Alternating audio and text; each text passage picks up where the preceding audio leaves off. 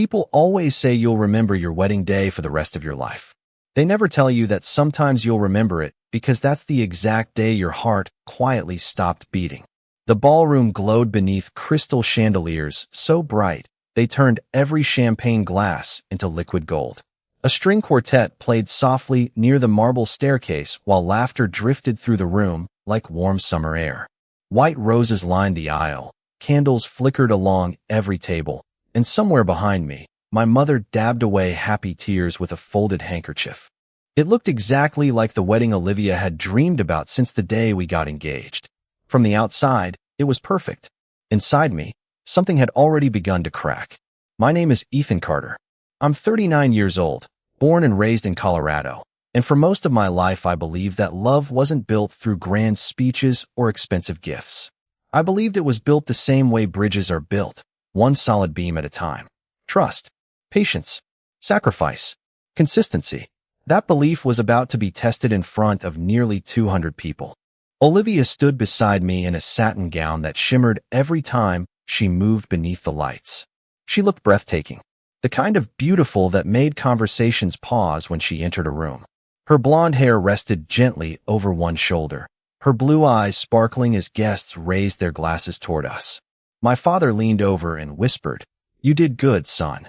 I smiled, or at least I think I did, because even then, I couldn't shake the strange feeling sitting quietly in the pit of my stomach. Not fear, not excitement, something colder. The reception had barely begun when the best man tapped his spoon against a crystal glass.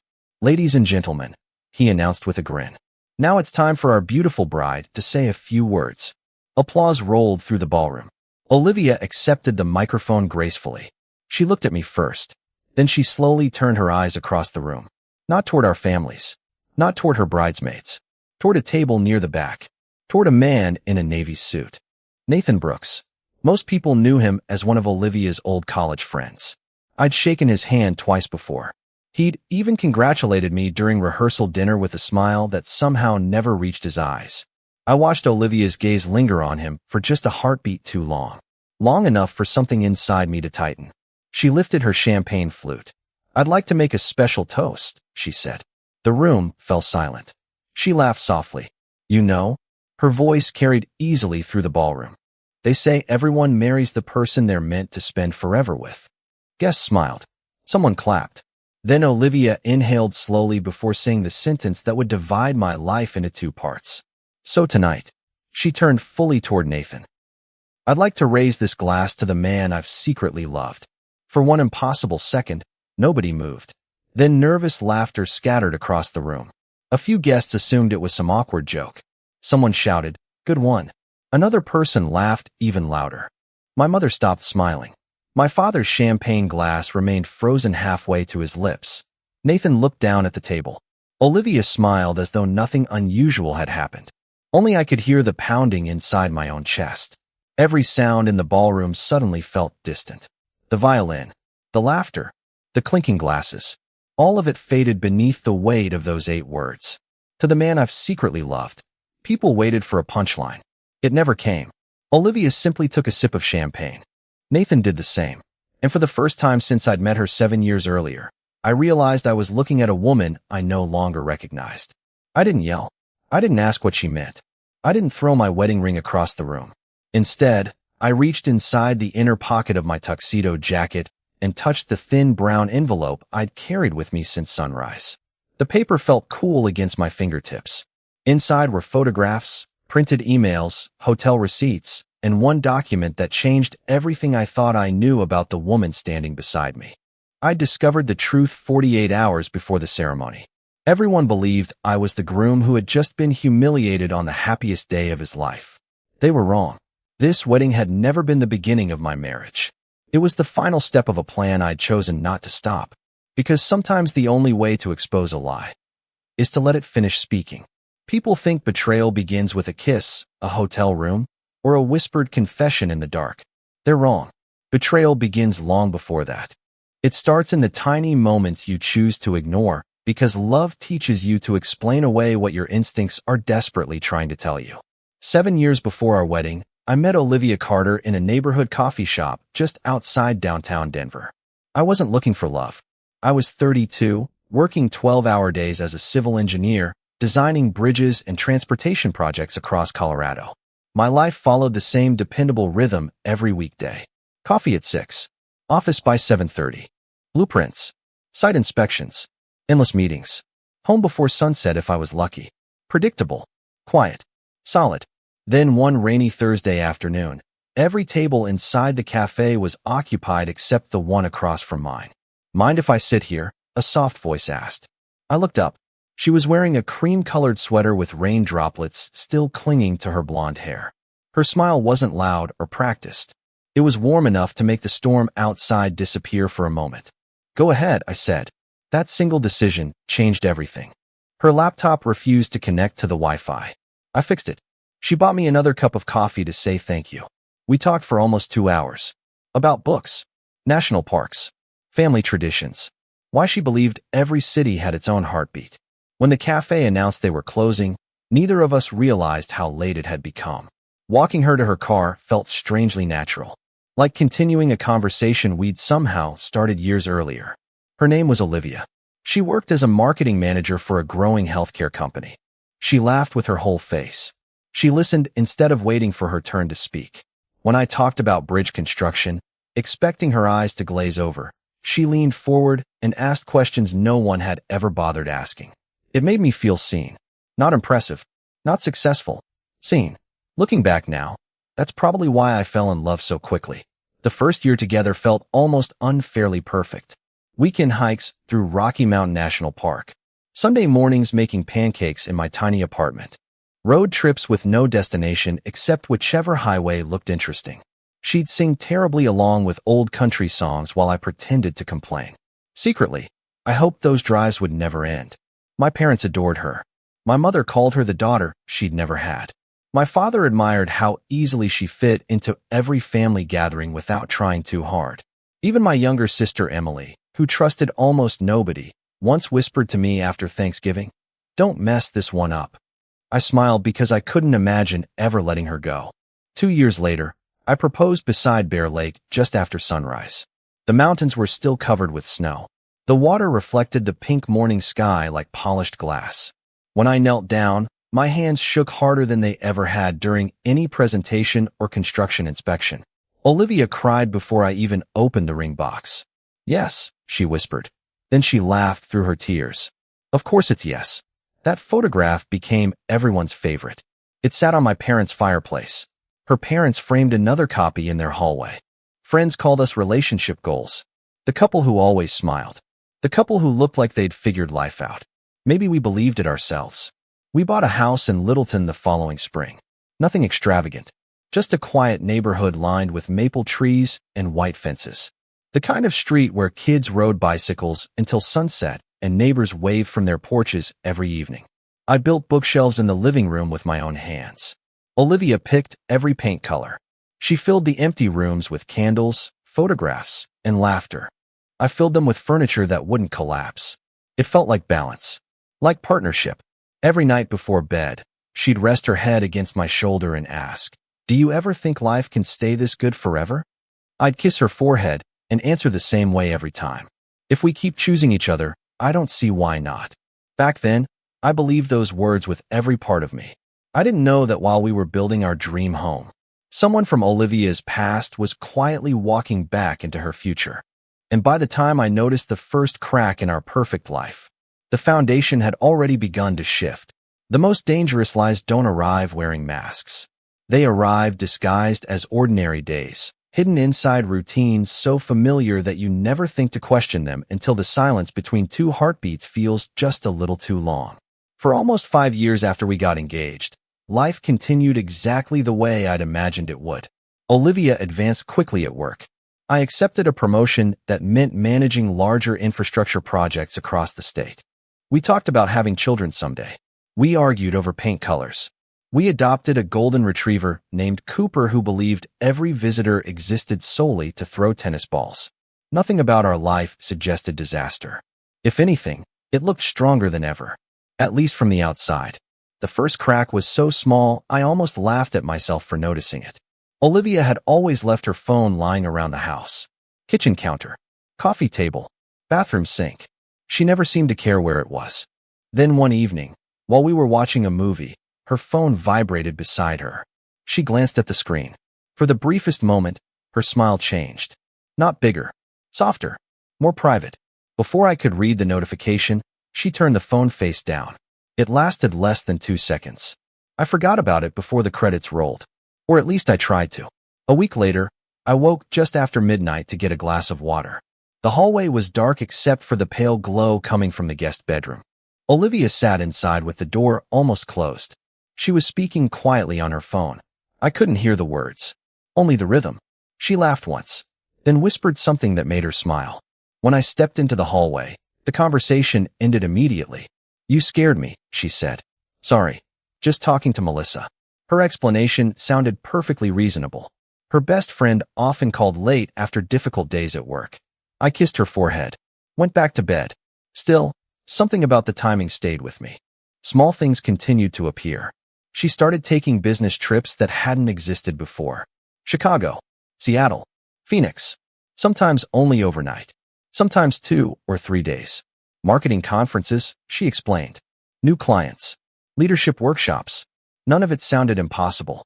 In fact, every explanation made perfect sense on its own. That was the genius of it. No single moment deserved suspicion.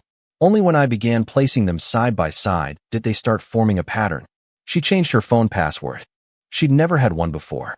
When I asked jokingly whether she had state secrets to protect, she laughed. My coworkers kept borrowing my phone during meetings. The answer came too quickly. Not rehearsed. Automatic. Like she'd already prepared it.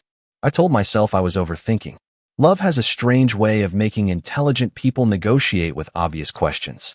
Every explanation became easier to believe than the possibility that the person sleeping beside you might be living another life. Then came Nathan. Not the affair, just the name. It surfaced during dinner one Friday evening. Olivia was scrolling through social media when she smiled. "What?" I asked. "Oh, nothing." She hesitated. "Just saw that an old college friend moved back to Denver." "Who?" "Nathan Brooks." The name meant nothing to me. "Were you close?" She shrugged before taking another bite of pasta. "We were in the same business program." That was all. No awkwardness. No nervousness. No dramatic pause. Just another old classmate. If the story had ended there, none of this would have happened. Over the next few months, however, Nathan's name began appearing with surprising frequency. He recommended a restaurant. Nathan's company sponsored this event. I bumped into Nathan downtown. Each mention felt casual, almost accidental, never important enough to remember, yet somehow impossible to forget. One Saturday afternoon, Olivia asked if I minded skipping a charity gala because she had a terrible migraine. She looked exhausted, pale, sensitive to light. I stayed home with her, made soup, dimmed the lights. She thanked me for taking care of her before falling asleep upstairs. Or so I thought. Around 6 that evening, Cooper started barking near the front window. A black SUV rolled slowly past the house. It didn't stop, just slowed down, then disappeared around the corner. 10 minutes later, Olivia came downstairs fully dressed. "I actually feel a little better." She smiled apologetically. "I think I'll go pick up my prescription before the pharmacy closes." She kissed my cheek, grabbed her purse, left. The pharmacy was less than 8 minutes away. She returned almost 2 hours later, carrying no prescription bag, no receipt, no medication. I noticed, then immediately hated myself for noticing. Because the man I wanted to be trusted as fiancé without hesitation. The man I was slowly becoming couldn't ignore details that refused to make sense. That night, while Olivia slept peacefully beside me, I stared at the ceiling until sunrise. For the first time in 7 years, I found myself wondering whether I was losing my mind, or finally beginning to see the truth. The moment you stop looking for excuses is the moment you start finding evidence. I didn't become suspicious because I wanted to catch Olivia. I became suspicious because every answer she gave me somehow created 2 new questions. I never hired a private investigator. I never followed her car through the city. I never hid recording devices in our house. That wasn't who I was. Besides, if I was wrong, I would destroy the woman I loved for nothing. So I made myself one promise. I wouldn't accuse her of anything. I would simply pay attention. As an engineer, I'd spent my entire career solving problems by collecting facts before reaching conclusions. Bridges don't collapse because of emotions. They collapse because someone ignored the data. I decided to treat my own life the same way. The first thing I started keeping was a notebook. Nothing dramatic. Just dates, times, places, business trips, late meetings, unexpected schedule changes. At first, the pages looked almost embarrassing. Tuesday, home at 9:45 p.m. Friday, phone call outside for 18 minutes. Sunday, said she was meeting Melissa for brunch. None of it proved anything. But after several weeks, patterns slowly began emerging. The business trips always happened during the last week of each month. Melissa's name appeared surprisingly often. Yet every time I casually asked Melissa about those lunches during family gatherings, she'd mention completely different weekends. I didn't confront either of them. I simply wrote another line in the notebook. One evening while Olivia showered upstairs, her tablet lit up on the kitchen counter. Unlike her phone, it wasn't locked. A calendar notification appeared across the screen. Client dinner, downtown Denver. Thursday, 7 o'clock. Curious, I glanced at the rest of the schedule. Most appointments looked ordinary. Then I noticed something strange. Nearly every business dinner had been entered manually. No company logo, no meeting invitation, no attendee list. Just short descriptions written in identical wording. Client dinner, conference follow-up, networking event. The entries looked less like real appointments and more like placeholders. I closed the tablet exactly where I'd found it. My heart was beating faster than I wanted to admit. The following Thursday, Olivia left wearing a navy dress I'd never seen before. "You look beautiful," I told her. She smiled. "Don't wait up." I watched her taillights disappear down the street. Then I drove in the opposite direction. Not toward downtown, toward the restaurant she'd mentioned. The valet recognized me immediately. "I'm meeting someone," I said casually. He checked the reservation list. "No Carter reservation tonight, sir." Maybe she chose another restaurant. Maybe the reservation was under a client's name. Maybe. I drove home. For nearly an hour I sat alone in the living room, convincing myself I had almost made the biggest mistake of my life. At 10:17 p.m., Olivia texted. "Running late. Presentation went longer than expected. Love you." I replied. "Drive safe." Nothing else. The next morning, while reviewing invoices for one of my construction projects, I noticed an unfamiliar charge on our shared credit card account. A boutique hotel. Not enough for an overnight stay. Just valet parking and dinner. The receipt had been processed the same night as her supposed client meeting. Again, it wasn't proof. Hotels host conferences, restaurants, corporate events. Every discovery still had another explanation waiting beside it. That was what made the uncertainty so exhausting. Weeks passed. My notebook grew thicker. My questions multiplied. Then one rainy afternoon, something happened that no explanation could erase. I left work early after one of our project inspections was canceled. Traffic was light, and I decided to surprise Olivia by bringing lunch to her office. She loved chicken pesto sandwiches from a little cafe nearby. I walked into the lobby carrying 2 paper bags and smiled at the receptionist. "Hi, I'm here to surprise Olivia Carter." The receptionist looked confused. "I'm sorry." She checked her computer. "Olivia took a personal day today." For a moment, I thought she'd made a mistake. "Are you sure?" She nodded politely. "She called in this morning." I thanked her, walked back outside, and stood in the parking lot while rain collected on the hood of my truck. Olivia had left our house at 7:30 that morning wearing business clothes. She kissed me goodbye. She said she had meetings all day. She had never gone to work. I didn't call her. I didn't text. Instead, I drove home, opened the notebook, and wrote one sentence across the top of a fresh page. She lied about where she was. It was the first statement in the notebook that wasn't an observation. It was a fact. That evening, she came home carrying a shopping bag from a department store. "They let us leave early after the client canceled," she said with a smile. Then she held up a new tie. I saw this and thought it'd look perfect for the wedding. I thanked her, even kissed her on the cheek. Because if she could lie while looking directly into my eyes, then I needed to learn exactly how much of our life had been built on lies. And deep inside, a quiet voice I had been trying to silence for months finally whispered the truth. This wasn't about a few suspicious moments anymore. Someone was teaching the woman I loved how to become a stranger. There comes a point when the truth stops hiding because it grows tired of being protected. Looking back, I don't think I uncovered Olivia's secret. I think her secret simply reached the point where it could no longer stay buried. For nearly 3 months, I lived two lives. The first was the man everyone knew. A fiancé planning seating charts, meeting with the caterer, choosing songs for the reception, smiling through engagement photos, talking about honeymoon destinations. The second life belonged to no one but me. The notebook became a folder. The folder became a locked drawer in my office. Every receipt, every suspicious timeline, every inconsistency, every lie. I never imagined that collecting evidence against the woman I loved would become part of my evening routine. One Friday afternoon, an unexpected opportunity arrived. Olivia called while I was leaving a construction site. "I forgot my laptop at home," she said. "Could you bring it to the office?" Of course. Her voice sounded rushed. "I've got meetings all afternoon." I drove home, walked into our bedroom, and found the laptop exactly where she'd described. As I reached for it, a leather portfolio slipped from the nightstand and landed on the floor. Papers scattered across the hardwood. I knelt to gather them. Most were ordinary marketing reports. Then one folded sheet caught my attention. A reservation confirmation. The Aspen Ridge Resort. Luxury mountain suites.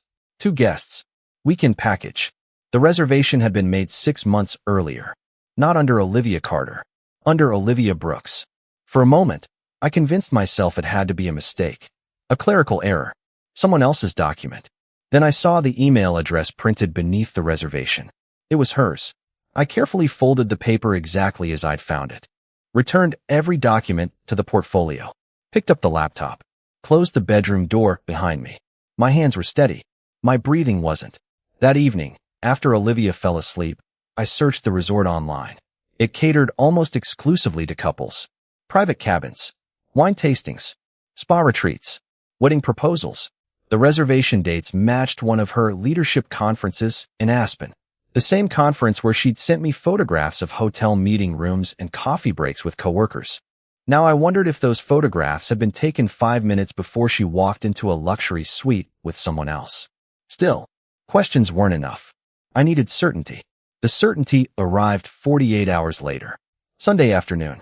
I was organizing old tax documents in the home office when Cooper wandered in carrying something between his teeth. A hotel keycard. At first I assumed it was one we'd forgotten after a vacation. Then I noticed the logo. Aspen Ridge Resort. I stared at the small plastic card resting in my palm. Olivia had returned from that conference almost half a year earlier. How had this ended up inside our house? Curious, I searched the pocket of the travel suitcase she'd used for the trip. Tucked inside a zippered compartment was another surprise. A folded receipt. Champagne. Room service. Breakfast for 2. The dates matched perfectly. My chest tightened. Not because I finally knew. Because I no longer had anywhere left to hide from the truth. That evening I called someone I hadn't spoken to in years. Daniel Mercer. College roommate. Now one of Denver's most respected family attorneys. We met the following morning before sunrise. I slid the notebook across his desk. He read silently for nearly 20 minutes. Finally, he looked at me. "You already know, don't you?" I nodded. "I just can't prove everything." Daniel closed the folder. "You don't need revenge, Ethan. I know. You need facts. I know. And whatever you do." He leaned forward. "Don't confront her until you've decided exactly what outcome you want." Those words stayed with me. Because until that moment, my only goal had been discovering the truth. Now I had to decide what to do with it. 3 days later, Daniel called. "I found something." Nathan Brooks wasn't just an old college classmate. He'd recently relocated to Denver after selling part of his consulting firm. Public records showed he had purchased a downtown condominium less than 10 months earlier. The address immediately caught my attention. It was less than 5 minutes away from the boutique hotel appearing on our credit card statements. Daniel hesitated before saying one final sentence. "I also found several photographs from charity events." He slid them across the table. There they were. Nathan, Olivia, standing side by side, smiling, not touching, not embracing, nothing inappropriate. Yet the way they looked at each other felt painfully familiar. It was the same expression Olivia used to wear whenever she looked at me. I stared at the photographs for a long time. Then I quietly placed them into the growing envelope that would eventually travel with me to our wedding. By then, I understood something that made every previous discovery seem almost insignificant. This affair hadn't destroyed our future. It had quietly rewritten our past. And for the first time, I began to wonder whether Olivia had ever truly chosen me at all. People imagine that discovering an affair is the hardest part. It isn't. The hardest part is waking up every morning beside the person who betrayed you and pretending you still don't know. Every smile becomes a performance. Every kiss becomes evidence. Every "I love you" feels like watching an actor deliver lines in a play whose ending only you have already read. Daniel called me 2 days after our meeting. I found something else. His voice sounded different this time. More cautious. "Come to my office." When I arrived, he slid a sealed envelope across his desk. I hired someone to verify a few things. Inside were photographs. Not blurry images taken from across the street. Professional surveillance photos. Olivia entering Nathan's condominium. Olivia leaving nearly 6 hours later. Another set showed them walking together through Washington Park. Another captured them embracing outside a restaurant. The timestamps stretched back almost 11 months. Long before our wedding invitations had been mailed. Long before Olivia cried while tasting wedding cakes. Long before she looked me in the eyes and promised forever. I stared at the photographs until they stopped looking like pictures. They became memories rewritten. Every business trip. Every late meeting. Every canceled dinner. Every lie finally found its missing face. "I can file everything immediately," Daniel said quietly. "You have enough." I looked out the window. "No." He frowned. "No. I'm still going through with the wedding." For the first time since we'd met that morning, Daniel looked genuinely shocked.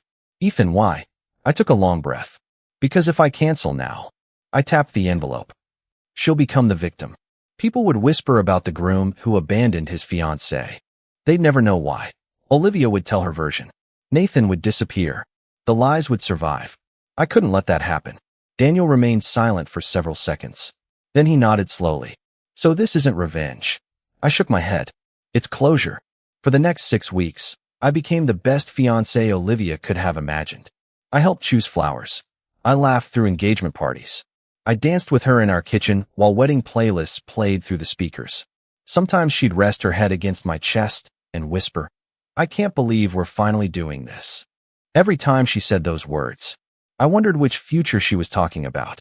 Mine or Nathan's. One evening, she handed me a handwritten letter. "Don't read it until the wedding morning." I smiled. "I promise." She kissed me softly before walking upstairs.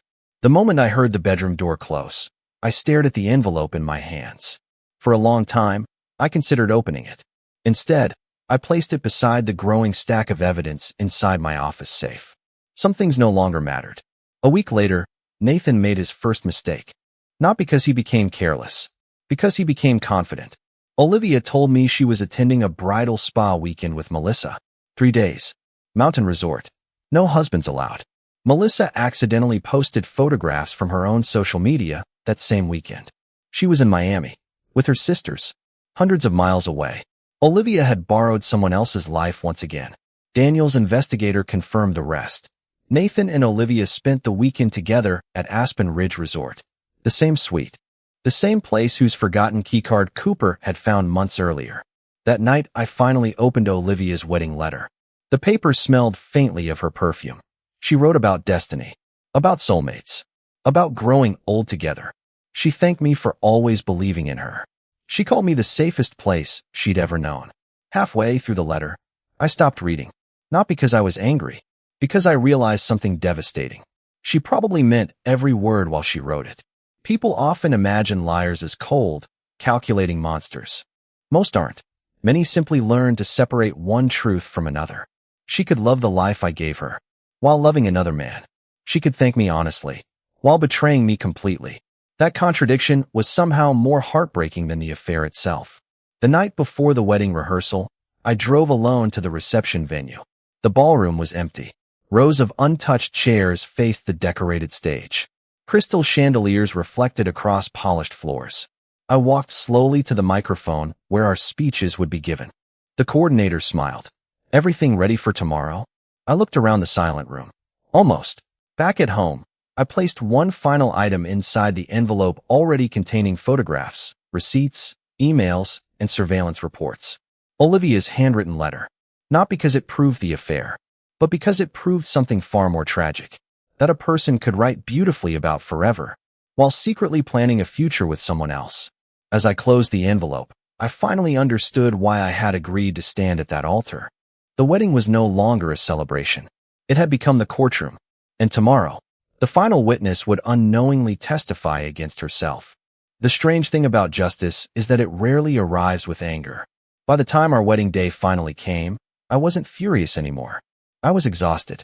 Grief had burned through every violent emotion until only certainty remained.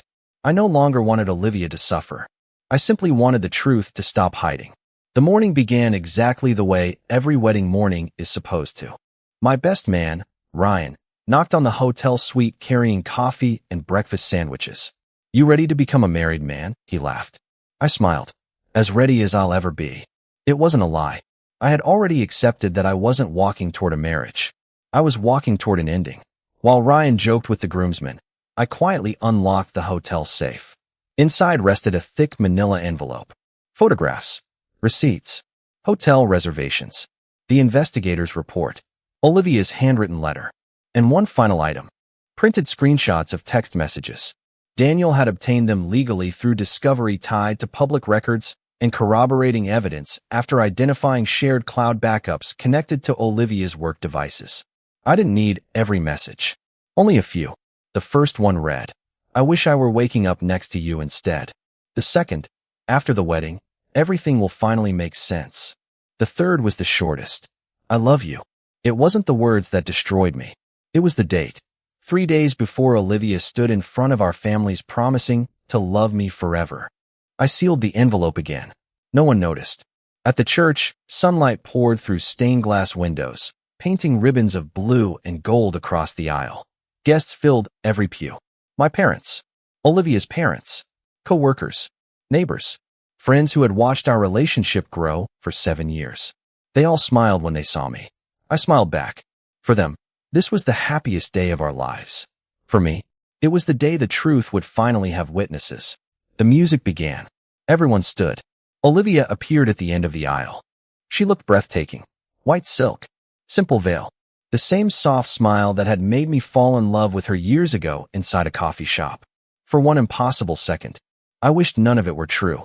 I wished I could erase every photograph, every receipt, every lie. I wished I could become the man who still believed the woman walking toward him had chosen only him. But wishes don't change facts. She reached the altar. Her fingers slipped into mine. "They're shaking," she whispered. "So are yours." She laughed quietly, nervous. I looked into her eyes. A little. That answer was more honest than she realized. The ceremony unfolded beautifully. The vows, the rings, the applause. When the officiant pronounced us husband and wife, everyone cheered. Olivia kissed me. The cameras flashed. Somewhere inside that applause, our marriage lasted exactly 1 heartbeat. The reception was even more perfect. Crystal glasses sparkled beneath warm lights. Music drifted through the ballroom. People danced. Children laughed. Our parents cried during their speeches. Ryan toasted to loyalty and friendship. Olivia's father welcomed me into the family. Every word felt heavier than the last. Then the master of ceremonies smiled toward our sweetheart table. And now, he lifted his microphone. Our beautiful bride would like to say a few words. Olivia stood gracefully, champagne glass in hand. She looked radiant, confident, completely unaware that every piece of evidence rested less than 10 feet away beneath my chair. She tapped her glass gently. The room became silent. "I've spent weeks thinking about this moment," she began. Soft laughter filled the ballroom. She smiled. "I wanted my first toast as a wife to come from the heart." She looked directly at me. Then her eyes drifted somewhere beyond my shoulder for the briefest fraction of a second, toward the crowd, toward a man standing near the back. "Nathan." Most guests never noticed. I did. She raised her champagne. "I'd like to make a toast." Her voice trembled slightly. "To the man I've secretly loved." The ballroom froze. Confused laughter fluttered through the room before dying almost instantly. Forks stopped halfway to mouths. The musicians lowered their instruments. Even Olivia seemed surprised by how completely silent the room had become. Nathan's face lost all color. My mother looked at me in confusion. Olivia finally turned toward me, perhaps expecting panic, perhaps expecting tears, perhaps expecting me to collapse beneath the weight of public humiliation. Instead, I stood calmly, reached beneath my chair, picked up the thick manila envelope, walked slowly toward the microphone beside her. And for the very first time in months, I wasn't pretending anymore. Silence has a sound. I learned that the moment I stepped beside Olivia and placed the manila envelope on the podium. Nearly 200 people were in the ballroom, yet I could hear nothing except the faint hum of the air conditioner and Olivia's uneven breathing. She looked at me with a puzzled smile. Ethan, I gently took the microphone from her hand. I think, I said calmly, your toast deserves a proper ending. A few guests laughed nervously. They thought we were performing some kind of surprise. I looked around the room. At my parents. At Olivia's parents. At friends who had celebrated every milestone of our relationship. Then my eyes stopped on Nathan. He stood frozen near the back of the ballroom, his champagne glass still raised halfway. He already knew. So I'd like to continue my wife's toast, I said. To the man she secretly loved. The room became impossibly still. I opened the envelope. The first photograph slid onto the podium. A large display screen behind the dance floor had been prepared for wedding photos. Earlier that morning, I had quietly asked the event technician to connect one additional presentation after the speeches. He had assumed it was another surprise. In a way, it was. The first image appeared on the screen. Olivia and Nathan entering Aspen Ridge Resort together. A quiet murmur spread through the ballroom. The second photograph appeared. The embrace outside Nathan's condominium. Someone gasped. The third. Dinner receipts. Hotel reservations. Surveillance timestamps. Every image was dated. Every date matched one of Olivia's business trips. She stared at the screen as if she had never seen those moments before. No, she whispered. No. I wasn't looking at her anymore. I was speaking to everyone else. I discovered the affair 48 hours before our wedding. Another wave of shocked whispers rolled through the room. I had two choices. I paused. I could cancel everything. My eyes drifted toward my parents. Or I could allow the lies to finish telling their own story. Nathan finally moved. He turned toward the exit. Don't. My voice wasn't loud. It didn't need to be. He stopped. Without anger, I held up one final sheet of paper. The investigator also photographed you leaving your condominium. Nathan closed his eyes. For the first time all afternoon, Olivia looked terrified. Ethan. Tears filled her eyes. Please. I turned toward her. When? She couldn't answer. When did you stop loving me? Her lips trembled. I never stopped. The answer hurt more than if she had simply said she never loved me at all. Because somehow, she believed it. She believed she could love two futures at once. She reached for my hand. I can explain. I gently stepped backward. No, not because I hated her. Because explanations belong before betrayal. Not after it. Her father slowly stood from his chair. His face had turned pale. Olivia, he looked from his daughter to the photographs. Tell me these aren't real. She broke. Completely. Her shoulders collapsed. The champagne glass slipped from her fingers and shattered across the dance floor. She sobbed. I'm sorry. 3 simple words. Not a denial. Not an excuse. An admission. The room seemed to exhale all at once. Her mother covered her mouth and began crying. Ryan lowered his head. Several guests quietly walked toward the exits, unable to watch any longer. Nathan finally spoke. This isn't all her fault. Every face turned toward him. He took one hesitant step forward. I knew she was engaged. Another step. But I loved her. His confession landed like another explosion. Olivia looked at him in disbelief, as if even she hadn't expected him to speak. I folded the remaining papers and placed them back inside the envelope. There was nothing left to prove. The truth had spoken for itself. I unclipped my wedding ring, the same ring I had worn for less than 2 hours. It rested in my palm for a moment. Then I placed it gently on the podium beside Olivia's untouched champagne glass. I meant every vow I made today. I looked directly into her tear-filled eyes. You were simply making them to someone else. She fell to her knees. Not dramatically, not theatrically, as though the strength had quietly disappeared from her body. Ethan, she whispered. Please don't leave. I felt every eye in the ballroom following me, waiting to see whether I would scream, whether I would insult her, whether I would seek revenge. Instead, I simply picked up the envelope, turned toward the guests, and said the only words that still mattered. I'm sorry your celebration became my goodbye. Then I walked through the silent ballroom, past broken glass, past unfinished dinners, past the wedding cake we would never cut. No one tried to stop me. Behind me, I heard Olivia crying my name. Ahead of me, the ballroom doors slowly opened. For the first time in months, I wasn't walking away from the woman I loved.